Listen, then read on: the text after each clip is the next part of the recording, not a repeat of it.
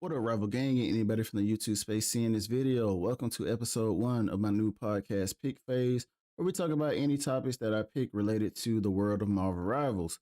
So, got a couple things here on my phone I want to talk about. The first one being rank integrity. So, what do I mean by rank integrity? So, as an example, right, new character just came out, or anytime a new character comes out, everybody ultimately wants to throw because they want to play that new character for the most part, right? Acting as if they didn't play a character before this new character was even known about, or whatever the case may be.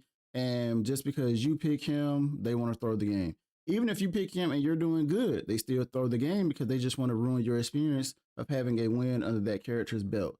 At least that's how I look at it. I can't think of any other reason. And it's very weird to me because why not just take the W and move on and hope you get him next time versus you throwing your own games just to potentially get that said character later, and maybe let's say you get that win, but let's just say you don't get the win and you still go on some, authentic losses, right? I mean, you're not helping yourself.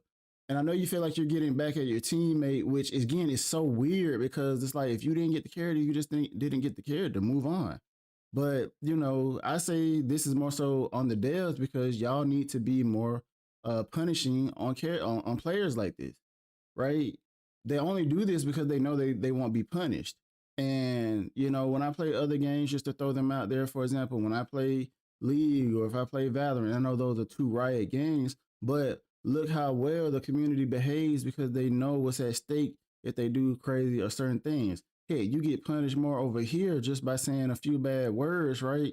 And these aren't even truly, I would think these days, bad words, but I guess, they feel like, hey, you said this, 7-day ban. Pretty crazy to me. So, anyway, devs do something about that. Second thing, double bans. Double bans, I kind of understand why the devs still want them here, and at the same time, I don't, because most of the player base is asking you to just give us double bans, right? There's no reason why if let's say for example, 50% of each team banned Groot or banned Groot, and 50% of the other teams banned Penny. Well, if you ask me, I think that should go ahead and be a split down the middle where it's Penny and Groot. And even if by chance it's on some internal spin the wheel system, and it lands on Groot twice for both teams, then I do believe it should go ahead and default to that other 50%, which again would be Penny, right? And maybe that's the same thing that I explained, the first time, but I just said it to say there's no reason why we both should be banning Groot on both sides. That is just ridiculous to me. Next, communication. Now, this kind of goes back to rank integrity where teams just need to communicate. There are some players that, yes, they will be nice and they will give up characters and do certain things because they want to be a flex player to ultimately help the team. But because the community is in such a toxic space, we feel like we can't even have those conversations. It's so many times where I'm just talking about the game, right? Right. And people get upset and feel like it's gonna lead to an argument. And part of me gets it, but then the other part of me is like, man, I haven't given you any indication that I'm just trying to argue with you. Right. We can debate, we can do these things. I mean, you have your opinion about the game no different than I. And I think that's pretty cool because now we can discuss some things. You may teach me some things I didn't know. I may teach you some things you didn't know, right? Or we both may just not, we may walk away not learning anything, right? Sometimes, but the overall point, y'all know that I'm trying to make is people need to learn how to have conversation again. It's almost like people are just that soft these days to where they feel like you're trying to critique everything they do, and I don't know. It's just kind of weird. Like, brother, I'm literally just trying to talk, right? Or just see or pick your brain. No different where I'm allowing you to pick my brain so we can just see what's going on. So that's that. Going into, let's just say, the tank category, Vanguard. So I don't know what to say about tanks right now. I know a lot of tanks are kind of pissed because they see duelists getting all these cool things, strategies here or there. Sometimes getting cool things, and the tanks are just kind of just there, right? And I understand where they're coming from because when I play tank, and just to learn new characters, like as of recently, maybe about 2 or 3 weeks ago, I was practicing Hulk, and I was like, man, Hulk is not that fun. But then when I think about it, it's a lot of tanks that are just not that fun. If I had to say tanks that are actually fun, it's either Penny, Angela,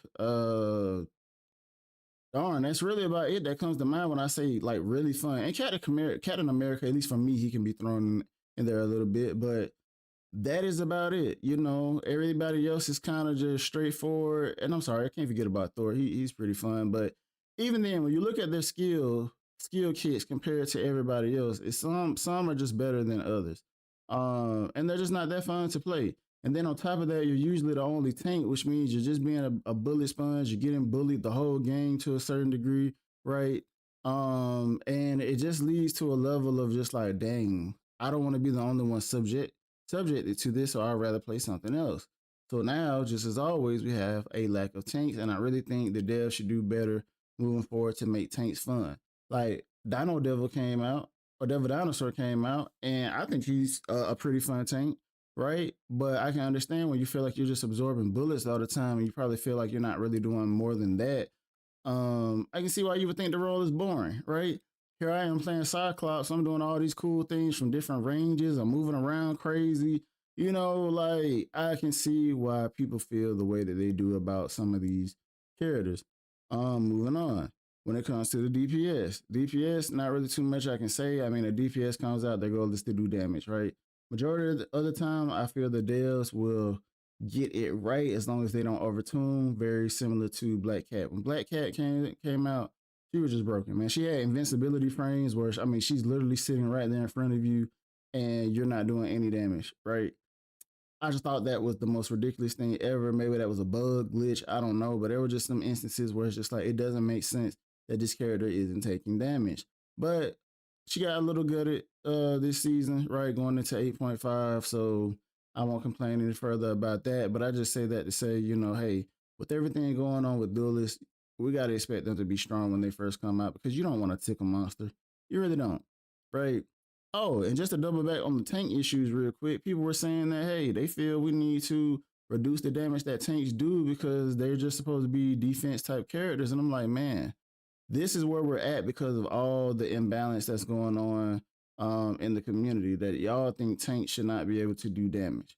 Right? Again, I don't want to tickle monster tank either. I just want them to have things that make a difference to where they're fun to be played by myself and of course tank mains out there who just don't want to feel like they're pressing 3 to 4 buttons to do specific things, and you know that's kind of where it goes, right? Again, am I saying that it's that simple? No, but I'm just using that as an example to say like some of these tanks are literally just that boring.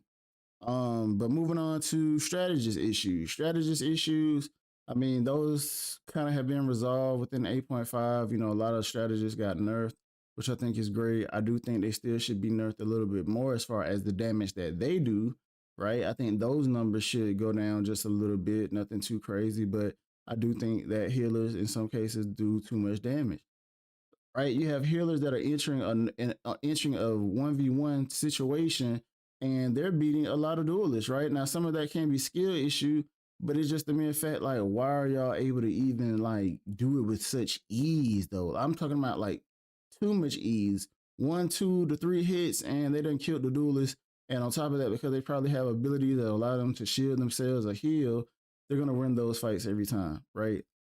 And I don't know. Personally, I think that's a little crazy. And maybe we're just used to healers not being able to do things like that, at least not that well. Maybe we're just, you know, spoiled when it came to that. And Marvel Rival was like, we're gonna make these guys some fighters and survivors. So who knows? Maybe it's us. Maybe I'm the issue to a certain degree outside of, you know, the skills that these characters have that are just crazy broken sometimes. Speaking on some drama, we have the creator tournament. So I think one of the dudes' names is Warren, and then one of the guys' name is Jay. I don't know if there's any more to his name, but pretty much there was a situation very similar to the Kingsman one, where a dude joined the tournament and people feel like he didn't play seriously. Now, from what information I saw, I know the guy said that hey, he didn't have enough time to practice anyway. But here's my thing: this is how I look at it, right? Apparently, he was a Squirrel Girl main, and I forgot who else, right? Doesn't really play the game that much. But if your team is asking you, hey, you know, in order for us as a whole to be more successful, even if you can just pick up this character, right, and just try it, that's all we would appreciate, right? Just try it, and maybe he would have still got flamed, maybe not. But at the end of the day, you said, hey, I don't play this character, but guess what? I'll do it because you guys believe that it's going to help us win this tournament. Let me go ahead and do it. I just don't understand why he couldn't have done that. Like I said, he may have certain excuses that can come off a little valid. like I said, if you haven't, played a certain character, I get it. Why would you do that? You would rather play something you're a little bit more comfortable with. But I mean, these guys had a lot of money on the line.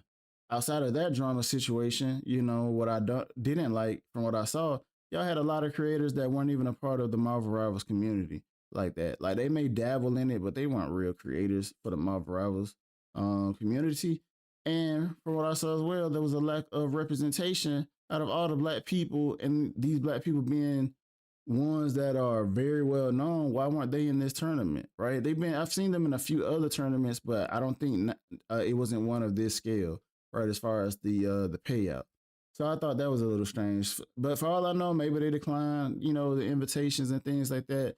But when you have characters that are, I mean, not characters, when you have people that are coming from, I don't know, Call of Duty, the Apex world and things like that don't even like play your game, CS:GO to Siege, you know what I mean? Like, why are y'all in this tournament? You guys aren't real Marvel Rivals creators. Like I said, yeah, y'all may dabble here and there, but I feel like there's a lot of people that really deserve to be in that position more than they did.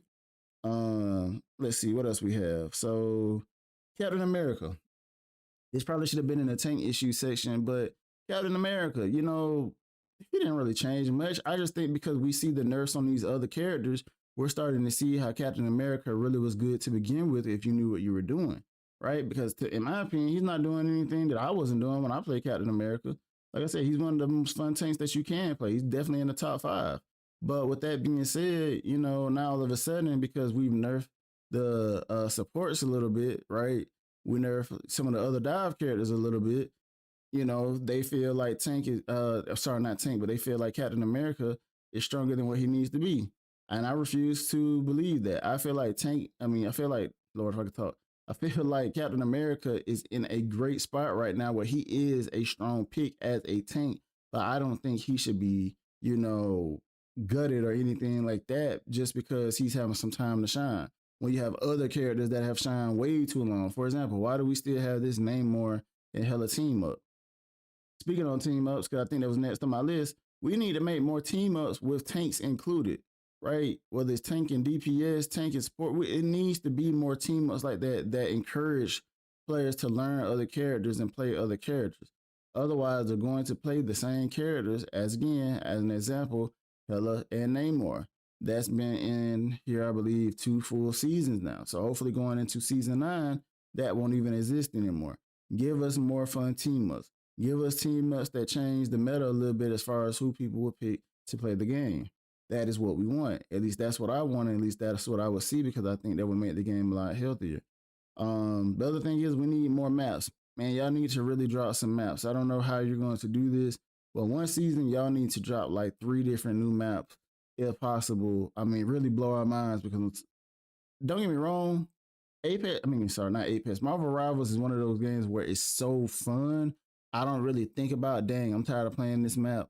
But, eventually it may get to that point. But before it gets to that point, I would really love for y'all to add more maps as quickly as possible. I'm sure most of y'all would want them to do that because, like I said, we've been playing these maps so long that proves that the game has to be fun.